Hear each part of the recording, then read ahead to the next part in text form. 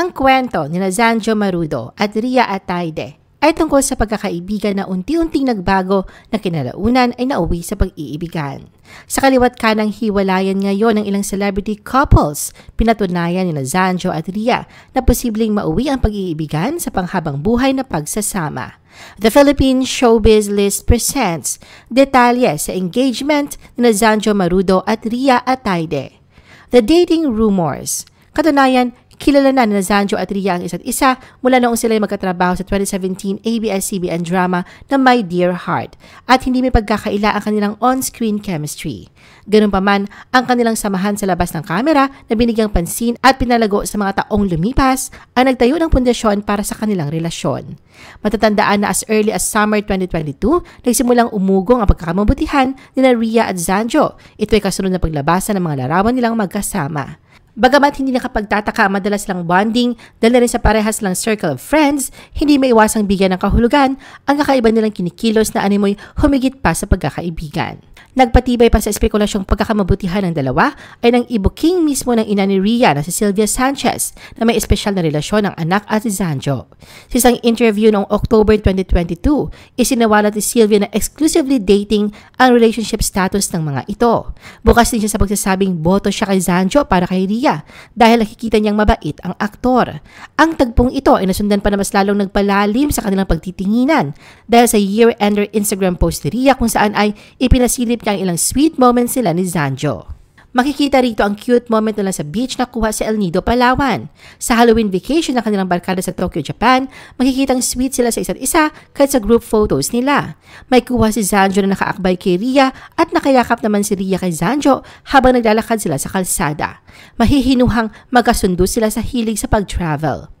Magkasama din silang nanood ng Eraserheads Homecoming Concert noong December 22, 2022 at may kuha silang nakaakbay si Zanjo kay Ria. Masasabing seryoso din si Zanjo sa pagkilala kay Ria dahil kasama ito sa bonding ng pamilya Ataide. Ganun pa man, sa kabila ng mga naglalabasang ito, pinili ni Ria at Zanjo na manahimik sa tunay na estado ng kanilang relasyon. A love story unfolds. Ang kanilang pagmamahalan na lumalago sa ilalim ng limelight ay nagbago mula sa mga bulong na chismis patungo sa isang magandang katotohanan. Pinatahimik ni Zanjo at Ria ang mga pag-aalinlangan sa pamamagitan ng kanilang mga magagaang pagtatambal at bakasyon na ibinabahagi sa social media. At sa pagpasok na taong 2023, hindi na nga naitago pa ng dalawa ang pagsinta nila sa isa't isa. Sa isang interview, kinumpirma ni Zanjo na sila na ni Ria. Ayon kay Zanjo, hayag na sa publiko ang sightings nila, kaya diretso na niyang inaming girlfriend na nga niya ito, pero tumanggi siyang idetalye ang mga kaganapan sa kanilang relationship. Kasunod na pag-amin, hindi na nagpaawat pa si Zanjo sa pagsasapubliko ng kanyang nararamdaman kay Ria. Noong February 15, 2023 na maging Instagram official sila. Ito'y matapos i-post si Zanjo ang sweet photos nila ni Ria na kuha sa kanilang Valentine's Day celebration. Halatang masaya ang dalawa habang ini-enjoy ang mountain view sa nirentahan nilang Airstream. Romantic ang vibe lalo pat kuha ang moment sakto sa sunset time. Ito ang unang pagkakataong naka-highlight sa feed ni Zanjo ang couple photos nila ni Ria. Kadalasan kasi noon ay nasa Instagram stories lamang nila ang kanilang mga litrato o di kaya naman ay isinasama ng dalawa ang picture nila sa album kasama ng pictures ng kanilang barkada. Mula nga rito ay mas naging bukas si Zanjo sa pagpapakita ng couple photos nila ni Ria. Ria on relationship with Zanjo. It's comfortable and easy. Ganito ilarawan ni Ria ang relasyon nila ni Zanjo sa isang panayam sa kanya noong August 2023. Anya, happy, settled at maayos ito. Nang matanong kung sa paanong paraan siya napapasaya ni Zanjo, bakas ang kilig sa mukha ni Ria at napangiti sa kanyang tugon. Ayon kay Ria, sa maraming paraan at madalian niyang makasama ito. Sobrang saya raw niya sa piling ni Zanjo dahil sa isang relasyon siya kung saan ay nararamdaman niya na pinapahalagahan siya. Naroon ang maraming respeto at paghanga sa isa't isa.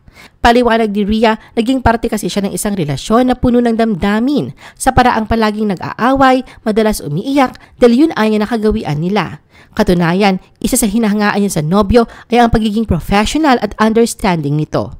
Katulad na lang anya sa kanilang trabaho kung saan ay hindi maiwasan ang pagtanggap ng ilang mature roles o projects. Ayon kay Ria, parehas silang malawak ang pag-unawa tungkol rito. Wala rin naman daw siniset na limitations si Zanjo kung hanggang saan lang ang pwedeng gawin niya sa mga mga proyekto. Hindi raw niya kinailangang mag-explain sa mga ginagawang desisyon niya sa buhay. At kahit daw super busy sila sa kanilang showbiz career, sinisiguro nilang nabibigyan nila ng sapat na oras ang isa't isa. Tulad ng ordinaryong couple, nanonood din sila ng movie sa sinihan, kumakain sa labas at naglalaro ng tennis.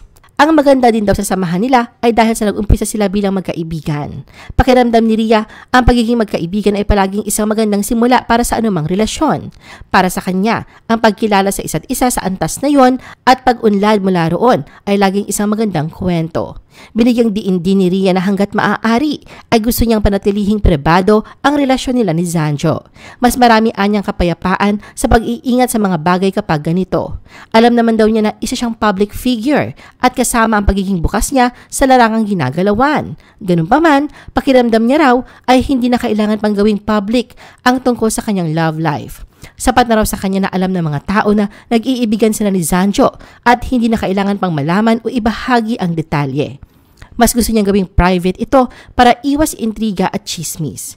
Biro pa ni Rhea na maging siya ay hindi rin alam kung paano sila nag-umpisa pero matagal na anya silang magkaibigan ni Zanjo.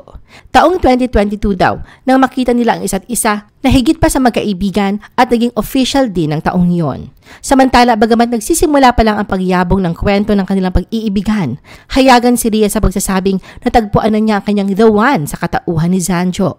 Pakiramdam daw niya ay hindi dapat pumasok sa isang relasyon maliban kung sa tingin mo may pagkakataon na sila na ang iyong hinahanap.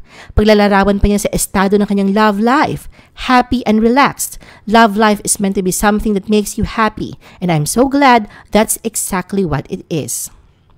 A Promise of Forever. Sa gitna ng magandang tanawin ng kanilang pinakabagong bakasyon, pinili ni Rhea at Zanjo ang Instagram bilang kanilang plataporma upang ibahagi ang balita ng kanilang engagement. Hindi lamang ito nagpapakita ng serye ng heartwarming travel photos mula sa kanilang paglalakbay, kundi pati na rin isang pasilip sa kanilang personal na kwento ng pag-ibig. Sa Instagram post ni Rhea noong February 19, isa sa makikitang litrato ay ang pagbida niya sa kanyang kaliwang kamay na suot ang engagement ring niya. Nilakipan niya ito ng caption na "Forever sounds good" na sinamahan niya ng white heart and ring emoji. Sa comment na nasabing post, makikita ang naging tugon naman dito ni Zanjo sa mensaheng "and taste even better" na sinamahan niya ng red na heart emoji. Hindi rin nagpahuli si Zanjo na ipangalandakan ang masayang moment at panibagong chapter sa buhay nila ni Rhea. Sa kanyang Instagram stories, makikita ang litrato niyang nakahalik sa pisngi ni Rhea na nakangiting ipinapakita ang kanyang engagement ring. Sinulatan niya ito ng mensaheng "Hi fiancé", kalakip ang wave hand emoji.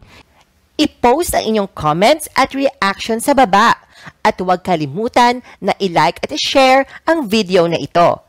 Gusto mo pa ba ng ibang showbiz videos? Panoorin ang aming iba pang top viewed videos. Para sa aming mga YouTube viewers, pumunta lang sa description ng video na ito o i-click ang link sa itaas ng screen. Para naman sa mga Facebook viewers, ay maaari ninyong hanapin ang mga link sa comment section ng video. I-follow nyo din kami sa Facebook at mag-subscribe sa aming YouTube channel. Thanks for watching!